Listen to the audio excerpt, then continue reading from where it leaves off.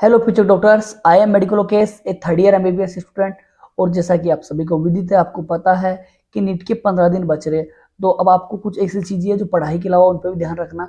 Silly mistake एक ऐसी चीज है, 70 से 80% बच्चों का सिलेक्शन ना होने का कारण सिली मिस्टेक्स होती है। या अगर आपको कॉलेज मिल रहा है तो आपका कॉलेज का रैंक बिगड़ जाएगा अगर आपने सिली मिस्टेक की। मैं खुद भी उसका एक एग्जाम्पल हूँ। मेरा 2021 में सिलेक्शन नहीं हुआ था, उसका एक ही कारण था, सिली मिस्टेक। तो मेरा एक साल खराब हो गया सिली मिस्टेक की वजह से। तो अब अपन बात करते हैं कि सिली मिस्टेक्स क्या होती है। सिली मिस्टेक्स उस चीज को बोलते हैं, आपको कोई भी क्वेश्चन आता है उसके बाद भी आप क्वेश्चन को गलत कर दे रहे हो। कि जैसे कि आपको किसी पढ़ने में मिस्टेक कर दिया, जैसे को नहीं है को है पढ़ लिया, वो मिस्टेक होगी। दूसरा मिस्टेक सिली मिस्टेक में होता है, हो सकता है कि आपका कैलकुलेशन मिस्टेक, कि आपने कोई क्वेश्चन किया, जैसे फिजिक्स एंड फिजिकल केमिस्ट्री उनमें अधिकतर कैलकुलेशन आती है। तो अब कोई क्वेश्चन किया तो आप उसमें कैलकुलेशन मिस्टेक कर सकते हो। तो दूसरा, पहला चीज हो गया आपका पढ़ने में गलत, दूसरा कैलकुलेशन मिस्टेक्स। तीसरा होता है कि आपने ओमार गलत भर दी। तो ये चीजें होती है जिसकी वजह से अपना सिलेक्शन ना होने के चांस बढ़ जाते हैं। तो अब इनको इम्प्रूव कैसे करना है, इस पर बात करना। एक तो क्वेश्चन को बहुत ध्यान से पढ़ना, और क्वेश्चन को कैसे पढ़ना वो मैं आपको अब बताता हूँ। तो अब आपको मैं बताता हूँ कि आपको क्वेश्चन को एकदम किस मैनर में सही करना चाहिए, कि उसी मैनर में आपको क्वेश्चन करना चाहिए, तो आपके प्रोबेबिलिटी ज्यादा बढ़ जाती है क्वेश्चन सही होने की। देखो मैं आपको एक क्वेश्चन करके दिखाता हूँ। ये पूछ रहा है, which stage of meiosis can last for months और years in the oocyte of the some vertebrates.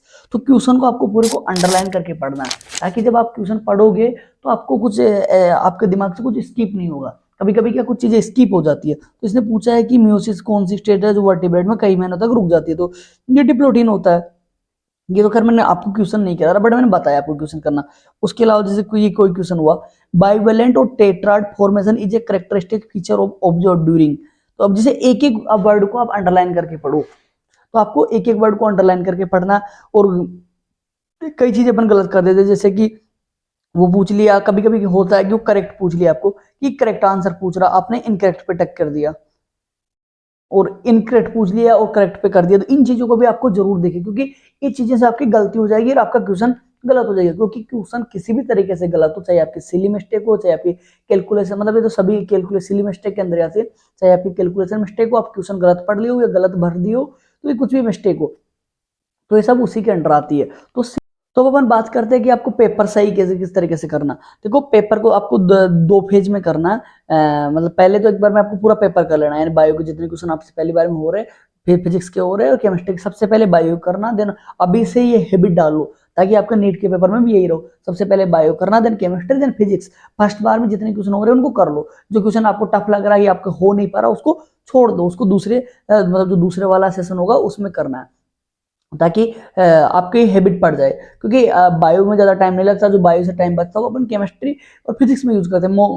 Mostly physics में ज़्यादा टाइम लगता है। तो इससे करना, और एक एक क्वेश्चन को एक एक लाइन से करना, और सिली मिस्टेक्स नहीं करना। क्योंकि गाइज आप पूरी साल मेहनत की हो और एक छोटी सी गलती की वजह से आपका पूरा साल बर्बाद हो जाएगा, और आप किसी को कुछ बता भी नहीं सकते। ये कैसी गलती है कि आप किसी को बोलोगे तो कोई विश्वास भी नहीं करेगा कि यार मेरी ये गलती होगी। क्योंकि लोगों को प्रोसेस से कुछ मतलब नहीं है, लोगों की बात भी नहीं है, कि आपको अपने से मतलब रखना है, कि यार आपको रिजल्ट देना है। अब आपने क्या गलती की वो तो मैटर ही नहीं करता, आपको कैसे भी करके सिलेक्शन लेना है।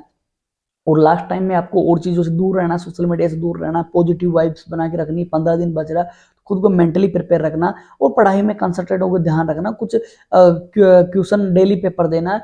एनसीआर अब बायो का टाइम बढ़ा दो, बायो को पूरा ही मतलब 50 से 60% टाइम बायो को दो, और क्वेश्चन करो डेली 100-200 क्वेश्चन बायो के करो, और 100-50 क्वेश्चन मिनिमम फिजिक्स से करो, एक चैप्टर की 50 केमिस्ट्री करो, और पीवाईक्यू करे जाओ, तो उससे आपको आइडिया लगेगा। और इसके बाद में आपको इंपॉर्टेंट कुछ ऐसे इंपॉर्टेंट टॉपिक है फिजिक्स में, कुछ केमिस्ट्री में, कुछ बायो में, वहां से मोस्टली अधिकतर क्वेश्चन बनते हैं। उसका मैं इसके बाद वीडियो डालूंगा, तो आप मेरे चैनल से जुड़े रहे और अधिक से अधिक शेयर करें। पिछली बार भी मैंने बताया था वहीं से 90% पेपर आया था, बायोलॉजी का बता रहा हूँ मैं।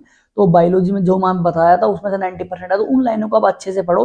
तो मैं इस बार भी दोबारा एक वीडियो बनाऊंगा, तो उन लाइनों को आप अच्छे से पढ़ो, ताकि आपका स्कोर बढ़ सके और आपको अच्छी कॉलेज मिल सके। क्योंकि आप ट्राई करो कि बायो में 360 में से 350 प्लस, मैं तो बोलता हूँ कि 360 और 360 करने की कोशिश करो। और किसी की अगर पिछले साल बायो में अच्छा है तो हल्के में नहीं लेना, क्योंकि मैंने ये हल्के में लेके मैंने गलती कर दी थी। तो अगर आपकी बायो चाहिए पिछले साल कितनी अच्छी हो, इस साल भी उसको पूरा प्रॉपर टाइम देना। और आई होप, आशा करता हूँ कि अगले साल आप मेडिकल कॉलेज में मिलेंगे, कोई ना कोई सी मेडिकल कॉलेज आपको जो आपका ड्रीम मेडिकल कॉलेज है वो मिले। मैं आपको शुभकामनाएं देता हूँ, जो भी आपका सपना है वो पूरा हो, और भगवान आपके सपने पूरे करने में आपकी मदद करे। आप मेहनत करते रहो, अगर मेहनत करोगे तो आपको डेफिनेटली कॉलेज मिलेगी। बस आप किसी को भी धोखा दे सकते हो, लेकिन खुद को धोखा नहीं दे सकते हो, इसलिए मेहनत करते रहो और सिली मिस्टेक मत करो। और कोई भी प्रॉब्लम हो तो आप कमेंट में करो, जो भी आपको प्रॉब्लम आ रही है तो मैं उस पर वीडियो बना दूंगा। थैंक यू, जय हिंद, जय भारत।